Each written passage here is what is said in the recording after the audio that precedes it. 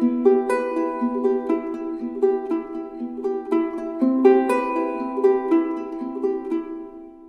there's somebody in a high place, try to help me. Jean Claude Meus was a desperate man with a heck of a story. He just needed someone to listen. I want anybody that can help me to look to see what's happened in my case. This man spent years in prison until our investigative team dug up the evidence that finally set him free. Oh, baby. All right. I love you, baby. Act 2 was when you were freed, Yes. and now there's Act 3. And Act 3 is the twist that could cost him much more now than all his days in prison. But we'll get to that in a moment. And then I heard like horns beeping and going crazy horns, and my mom was screaming. The last thing I remember was her saying, "Jesus, help us, we're gonna crash." It all started 18 years ago with a deadly crash. 2 girls in the nearby town of Wauchula were saved, but their mother, Nona Moore, and 8-year-old sister Lindsay were not. A tractor-trailer crushed their van, and Jean Claude Meus was driving the truck. Without stopping, he come in and curve and come right in front of my truck. Jean Claude said another driver cut him off, and he swerved and flipped, trying to dodge a crash. The paint of the car is on the truck. Where he rubbed against me and he kept going. This red car that sped away, the real culprit in that accident has never been found. Never been found. They don't investigate it. Prosecutors pinned it on Jean Claude and charged him with vehicular homicide, claiming that he must have dozed off behind the wheel. Most definitely, he was alert. There's the first problem with the case. The first witness on the scene shot down the sleeping trucker theory. But we discovered Juan Otero, a volunteer firefighter and future mayor, had never been interviewed. Look how sharp that curve is. Watch that car. Okay? Dead asleep, you'd come right through here. You wouldn't have tried to make that curve. There's the second problem. Jean Claude did appear to follow a sharp turn in the road while the state claimed he was asleep. We hired an accident reconstruction expert to prove it. Their own diagram doesn't stand up to the physical evidence. The state's diagram showing him missing the turn as though he was asleep did not match measurements from the scene. The diagram is very, very deceiving. Third problem with the case, we discovered the victim's own family forgave Jean Claude Meus, thought it was an accident and not a crime. He needs to be set free, and we don't understand why no one will listen. But the jury still convicted Jean Claude Meus of vehicular homicide in less than an hour. Which brings us to the fourth problem. We tracked down half the jury, and they all told us they thought Jean Claude got a bad rap. I feel bad that it was an accident. Well, you know, he truly doesn't seem to belong where he's at. It does make me sit there and think, wow. So how in the world did Jean Claude Meus get 15 years in prison? Somebody would step up and help me. All you can say is thank you. The road to freedom took 9 years, but Jean Claude finally got a new day in court, this time with the evidence we found and key witness Juan Otero on the stand. The court's concerned more with the search for the truth. The judge overturned the conviction and freed Jean Claude Meus with time served. I hope the example of forgiveness and consideration will lessen your bitterness and allow you to proceed with a productive life. That's exactly what he did. Jean Claude resumed his life as a trucker and a father. When I go out, I go for 2 weeks. When I come back, they jump all over me. Daddy, daddy, daddy home, you know. But over the Christmas holidays, he did not make it home. Would you believe a ride down a different country road took another sharp turn? And the sheriff pulled me over on the highway, and he said, "Put your hand in the air." This time there was no crash. Jean Claude bought a semi-trailer that had been wrongly reported stolen. And a rural Georgia deputy figured he just caught the thief. I said, "No, the trailer is not stolen. I got paper for the trailer inside my truck. I can show it to you." He said, "I don't want to see no papers." So you spent the holidays in jail? That's correct. For stealing a trailer that you didn't steal? That's correct. And then ICE showed up with a detainer to deport him. How can that even happen? I don't know. Well, he said they discovered the mix-up over the trailer and apologized for jailing him through the holidays. But ICE had already flagged him to get deported to his birthplace of Haiti, even though he came here from Haiti as a kid and has been a lawful, permanent U.S. resident for nearly 40 years. Since I've been a little boy, I never stole, do stupid thing. I don't drink, I don't smoke, I don't do the crazy thing that can put people in trouble. It all goes back to getting that bad rap in court. Though his conviction was overturned, his record still shows time served for vehicular homicide. And under Trump-era immigration policy, that makes him what the president would call a bad hombre. But we have some bad hombres here, and we're going to get them out. And that alone can revoke your green card and get you deported. So everybody's doing something. Saturday? Yes. What you do in this house? House? And with that, Jean Claude Meus had to prepare to leave his home and family and try to figure out how to tell his little girl Jael goodbye. Ours ready, ours steady, ours go. But in the meantime, we fired off a lot of phone calls and emails to state and federal officials. It got the ball rolling on a clemency application, and before a hearing on that was even scheduled, we learned the immigration judge said he qualified for cancellation of removal, meaning he can stay pending a final review next year. When I gave you that news, what went through your heart? My whole family was in joy. How did you celebrate that night? My blood pressure went. Which brings us now to the end of a journey that started with tragedy, delivered forgiveness along the way, and then salvation in the end. And then we're gonna go out, go to a park, go do some little picnics. Yeah. American justice does not come easy, but despite the bumps and flaws, Jean Claude Meus says after all this, it is still the best system on earth. That's what this country is, the United States. There is justice. You just got to keep persisting, but you'll find some justice in this country.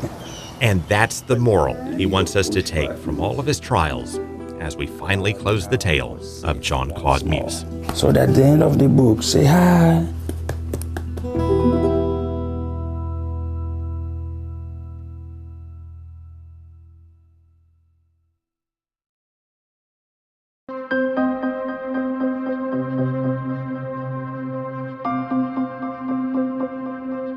We're about to show you how Florida politicians take from the disabled. But first, meet some of the people they're taking from. Why'd she cover you with a sheet? She thought I was dead. Former police officer Jim Bragg nearly died in a high-speed chase. It crushed his spine and left him brain damaged. His short-term memory is shot. And I forget where I'm going or why, what I'm looking for, that type of stuff. Former Officer Bob Brown walked into an ambush. I was responding to a call of a man harassing kids at a playground. The gunman ripped him with bullets. And he shoots you immediately in the hand and then here in the upper chest. Yes, he did. Former Officer Joe Johnson got rammed by a dump truck and on his way to get treatment. A woman ran a stop sign doing about 50 or 60, hit me broadside. I hit a tree and flipped 3 times. He got crushed again. I sustained like 80, 90 fractures. My lungs were punctured. My hips were broken. My shoulders, shoulder blades, and collarbones were broken. Because these are the most wounded of our wounded. And add former Officer Jim Bonford to the list. He was sickened by toxins, and then a bad guy dragged him from a car and crushed his legs.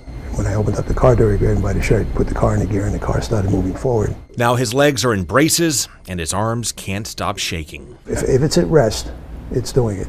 These are the kinds of stories that inspired Amendment 3. It gave disabled first responders living in Florida a break on their property taxes. In 2016, it passed with 84% of the vote. Then we discovered a catch. No property tax relief at all. In fact, our taxes have gone up the last 3 years. When we requested records from county property appraisers, we found nearly all of the disabled first responders living in Florida have been denied. Well, I can tell you, I thought I missed something.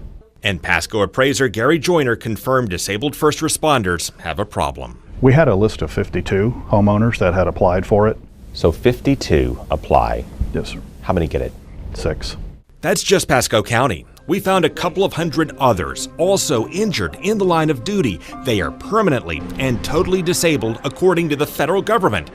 And now they're totally denied thanks to the Florida legislature. That's kind of misleading, I think, in a little way to everybody. After voters passed this tax break for disabled first responders living in Florida, the legislature and former Governor Scott disqualified most disabled first responders living in Florida.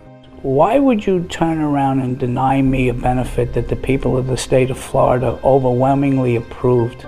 State lawmakers unanimously passed a bill that excludes responders who were disabled while working for agencies out of state. It doesn't matter how long they've been living or paying taxes in Florida. A police officer crushed in New York, disqualified. Shot and disabled in New Jersey, disqualified. Brain damaged in South Carolina, disqualified. And didn't even publicize it, so nobody knows.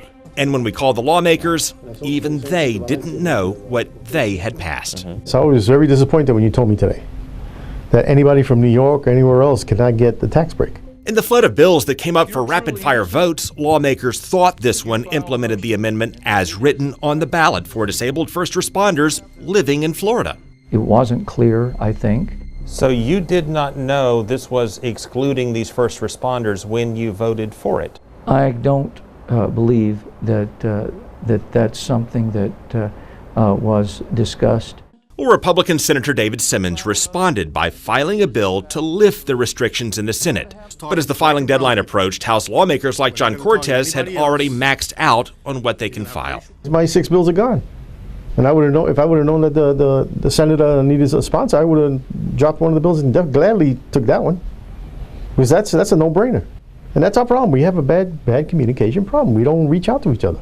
But the first responders may have caught a break when freshman lawmaker Adam Hattersley watched our last investigation. A friend of mine sent me a link to one of the reports that you guys had done about this issue, and we started digging into it. I was frankly shocked. Simmons, a Republican, and Hattersley, a Democrat, are now leading a bipartisan push to reverse what we exposed and give first responders the help they say they deserve. And they deserve that protection, and it's expressly what the voters voted for. There was no stipulation that it had to be in Florida. I was disappointed that we would not only supersede the clear will of the voters in the language of the Constitution, but that we would even consider treating first responders and veterans this way.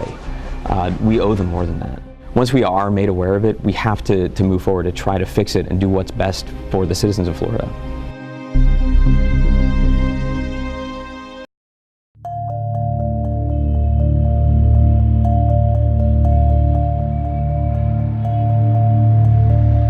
If you drive past the playgrounds and the fantasy attractions along Interstate 4, you'll find a searing reality.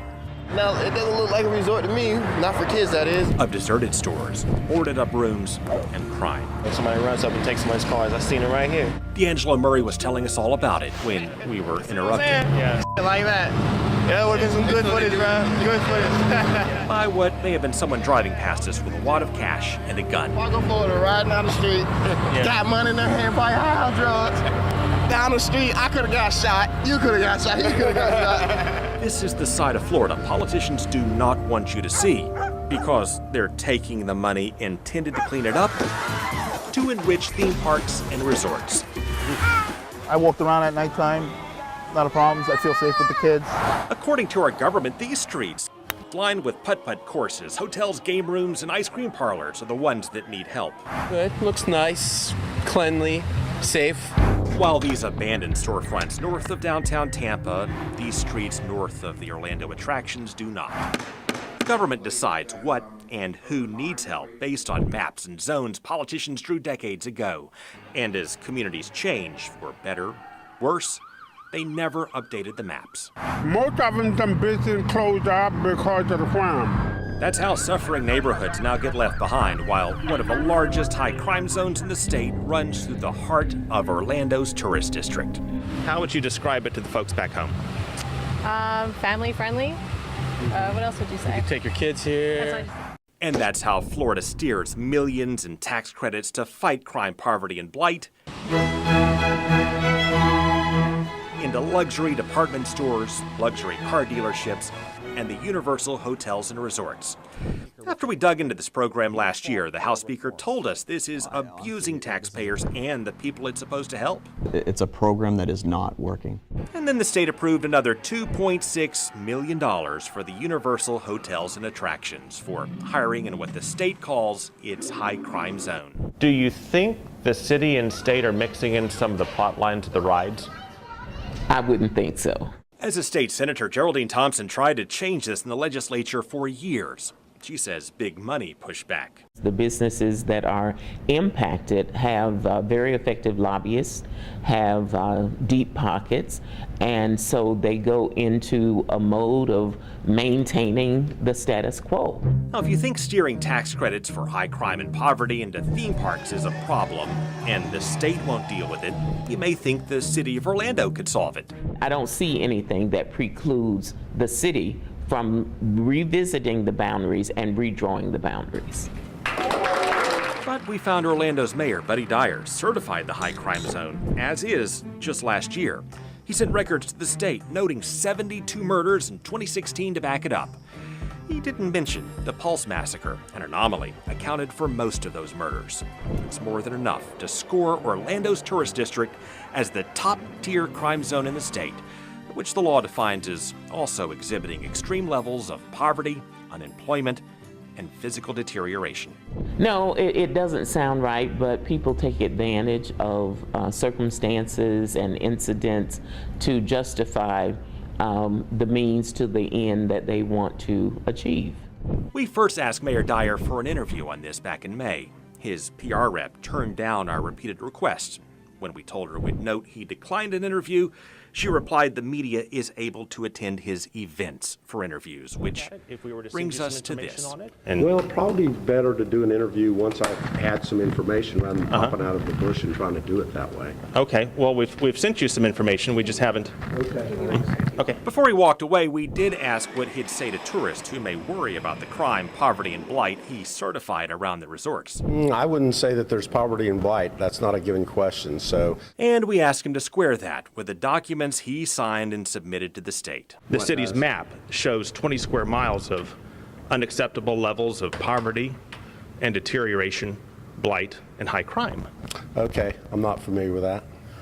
If you get familiar with it, would you be willing to look at it and suggest changing it? We have had crime come down every year for the last 4 or 5 years, so we think we're in a pretty good place relative to crime, and I'm not familiar with the maps or whatever you have that show all of Orlando being blighted. To clarify, it does not show all of Orlando being blighted, because these blighted streets north of the resorts and attractions got excluded. It's pure ignorance. It doesn't make any sense. To which the mayor responded by claiming ignorance. Well, it's the city's map. If you look at it, would you consider revising it if you think it doesn't accurately reflect the city's crime? I'm just not familiar with what you're talking about. Meanwhile, Governor Scott's administration is taking the position that high crime zones cannot be revised anyway. While the law does not prohibit updates, a spokeswoman noted it doesn't explicitly authorize them either. The bureaucrats take that to mean the crime zones are locked in place for the life of the program, even if all the crime goes away. It's been clean so far. No complaints. So they continue to approve millions intended for distressed neighborhoods into theme parks and resorts, while many distressed neighborhoods cannot get a dime. But yeah, we got some really good theme parks that we can't go to, but we could pay $29.99 and go there all year. It's crazy, bro. I think it's a little more than that. Hey, sure. And lawmakers like Geraldine Thompson say we are all getting burned. Does this state law block cities from updating these zones? It does not. It does not. What would you tell tourists who would like to come to International Drive and the attractions, but they're scared off by all the high crime and deterioration and blight? It doesn't exist. It's not there.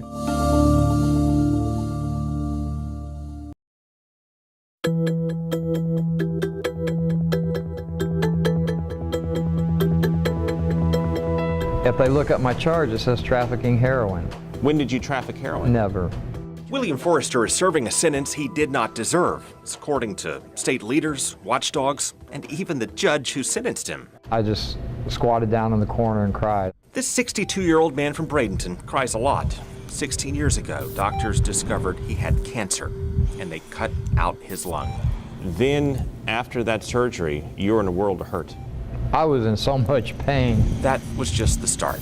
Because they had to go in 2 more times. I spent almost a whole year in the hospital. Then doctors loaded him up with pills. I would go get my prescriptions filled, and just the methadone at that time come in jugs like this, and I would take 12 a day. That brings us to his crime 10 years ago. One of the prescriptions had run out and they wouldn't refill it. It wasn't time, it was too early. Because you took too many, ran out. Because I took too many and I ran out early. He forged a prescription to carry him through until the next month. You had forged the prescription in July. In July, yes, sir. When did you get a legal prescription for that same medication? It would have been August the next month. About 3 months later, they come and arrested me. After she had continued to fill the prescriptions after that. Under Florida law, that's drug trafficking, even though he never trafficked a pill. I took the pills. They were for me. So you trafficked them to yourself? I trafficked them to myself, if you want to call it that, yes, sir. I never thought of that, yes, sir. And under Florida law, that's a minimum of 15 years in prison. The judge called the sentence excessive, but said his hands were tied by the legislature. That removes all the discretion from the judge. And so it doesn't let him look at the facts of the individual underlying facts of the case. Republican State Senator Jeff Brandes says the legislature has abused justice and burned taxpayers in this way for years. They were legislating by slogans, and you heard this, 85%, 10-20 life, 3 strikes you're out. Those types of slogans kind of got into the lexicon and were easy for legislators to push forward. That is probably good marketing. It's horrible public policy because it removes all the discretion. William Forrester is not alone. Mary Nowling is a disabled 66-year-old grandmother in a Hernando County prison. She's also serving time meant for drug kingpins. Are you a drug kingpin? No. No. First, burglars broke into her home and beat her. The guys jumped up with ski masks and gloves and guns. He grabbed me around my throat, pulled me in the house. What did they do to you?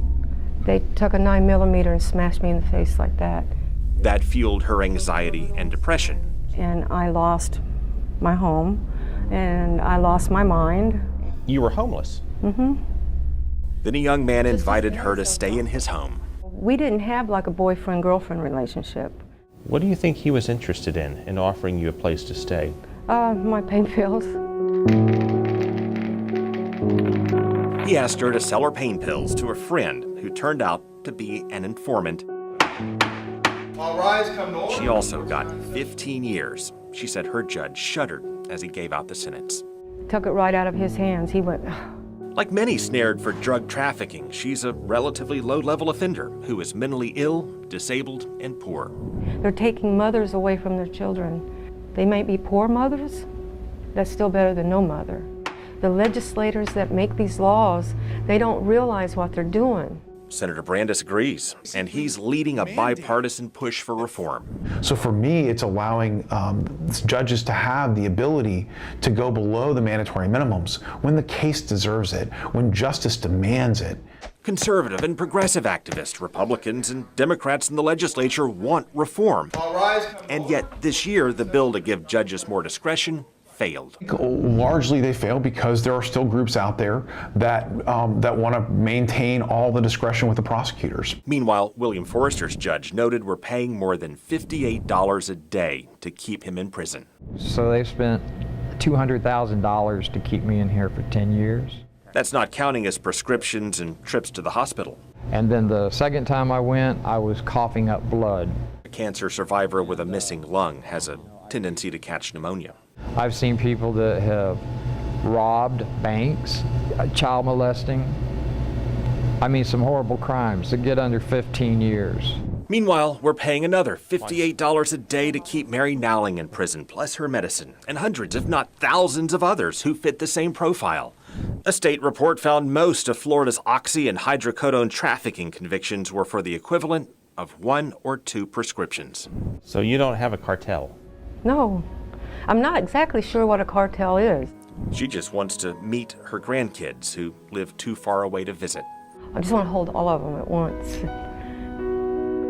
Who keeps sending her letters asking for Granny. I would love to read to them. I would love to for them to tell me, because they write in their letters, I love you, Grandma. I miss you. I want to see you.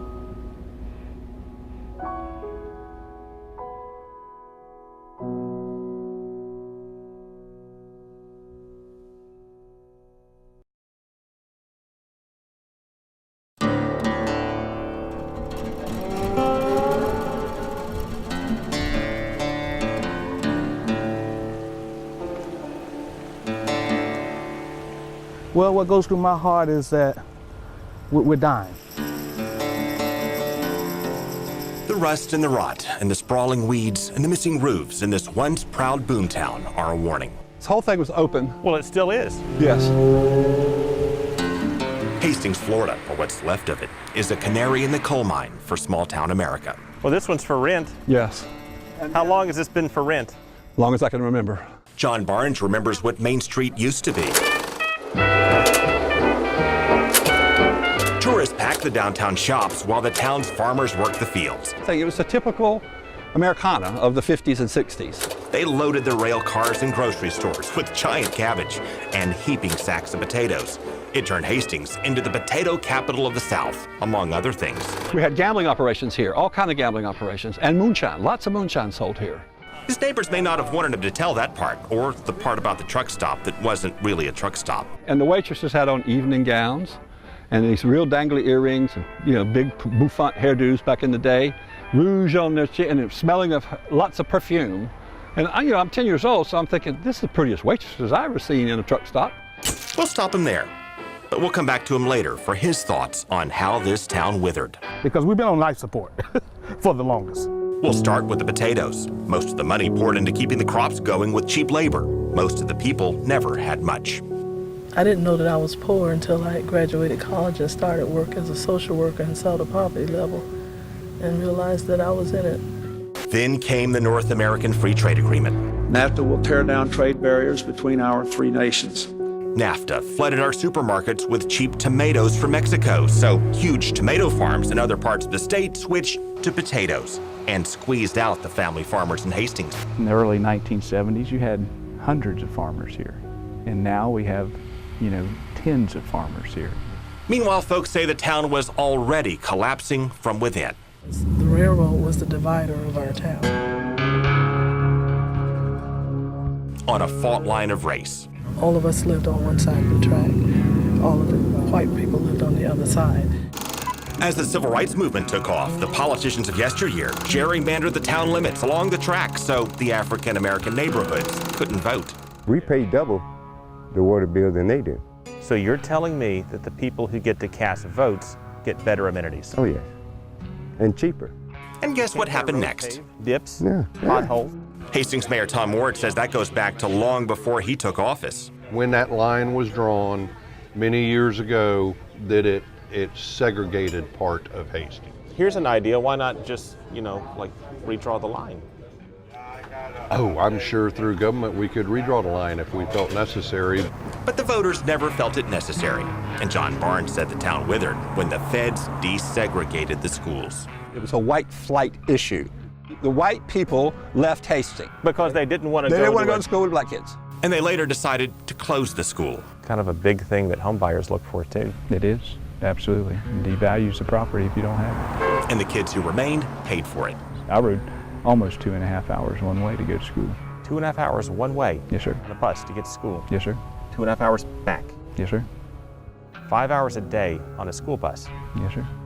You're practically on a bus about as much as you're in a classroom. That's right. Yes, and there were a lot of us like that. At least the ditch never floods. Yes, it does. Irma came up to about right here. Did we mention the drainage problems? I had to rip out all the sheetrock all the way around. And the loss of the railroad? They closed the railroad? They dug it up. A fire took out much of the rest, and apathy set in. People must have said, what's the point? We lost our school, we lost all of our stores. Well, the fire did the stores, and for whatever reason, we never rebuilt. If you're wondering where the mayor is in all of this, we found him in Tampa, cleaning ditches for a living. We met him at a diner across the street. I've actually gone many years without any opposition at all. And he spends 90% of his work week out of town, fixing other people's drainage problems. How busy are you on a typical day? Town-wise? Yeah. A typical day runs nice and smooth. Biggest challenge past 6 months would be? Not a real challenge.